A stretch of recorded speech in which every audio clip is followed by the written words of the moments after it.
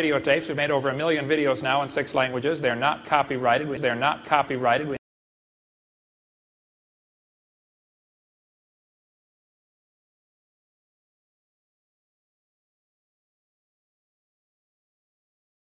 Despite that obvious truth, evolutionists continue to build their supposedly scientific case on a foundation that virtually rules out everything that follows after it.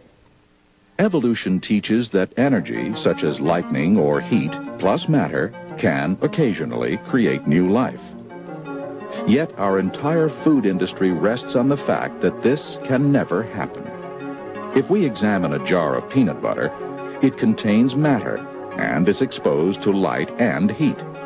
But we never find new life inside unless an outside life contaminates it. If the theory of evolution was viable, then I should occasionally, by subjecting this to energy, end up having new life. Now we go down to the store, and if I open this jar of peanut butter, maybe not often, but on some occasion, I should find new life inside. And so, when we open the jar of peanut butter, we look in there, there's no new life. And aren't you glad, okay? Now, you may smile at this, but hopefully you'll never forget it, because you and I conduct, collectively, over 1 billion experiments every year, and we've done that for virtually 100 years. And we never encounter new life. In fact, the entire food industry of the world depends on the fact that evolution doesn't happen.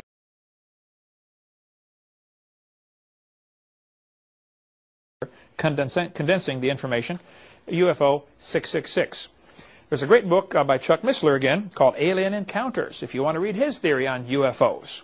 And he's one of the smartest guys I know. He's one of the smartest guys I know.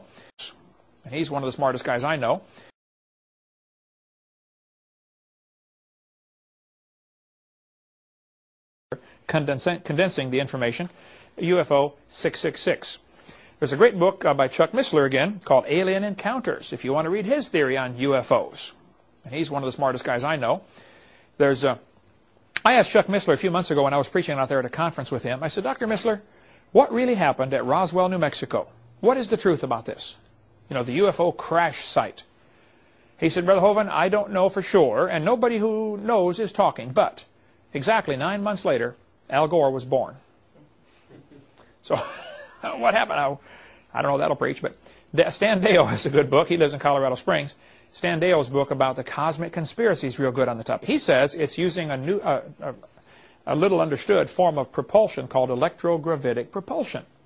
And I mentioned this in a seminar years ago, and a guy came to me and he said, Brother Hovind, I work for the government, and how do you know about electrogravitic propulsion? That's top secret. I said, I read a book about it. I'm sorry, you know. That's the book if you want to read it. Still available from millennium-arc.net.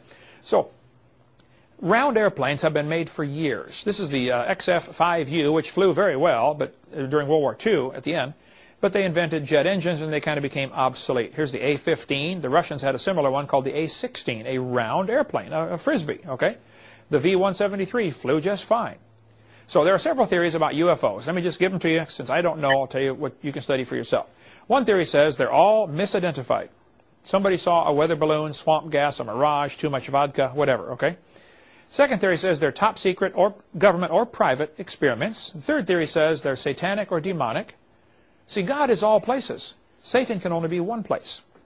So he flies a UFO, according to that third theory. Okay, he has to be able to get around quickly. If they travel with electrogravitic propulsion, then there would be no G-force, because every molecule is being drawn electrically. So the craft could go from 0 to 5,000 and stop on a dime, and the people inside would not be bouncing around. No G-force. People describe the UFOs as, you know, up, down, right, left, zip, zip, zip, you know, things that would kill a person inside a regular plane. You know, pilots black out with too much G-force. The fourth theory says they're alien life from other planets. Now, the Bible says Eve's the mother of all living, so I have a hard time believing there's life on other planets. I think there's angels out there, you know, seraphim, cherubim, if you mean life outside of Earth, and that I would agree with. But as far as other, you know, living beings outside of that, I don't believe there's any life anywhere else. Next question. How long were they in the Garden of Eden before they sinned? The Bible says Adam was 130 when a son was born.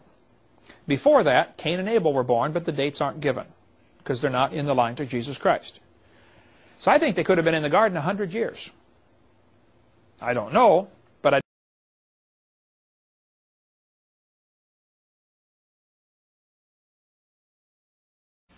and kept on researching. I'm not against NASA. I'm against using federal funding to try to prove evolution. I'm not against going to the moon or going to Mars. I'm not against any of that stuff.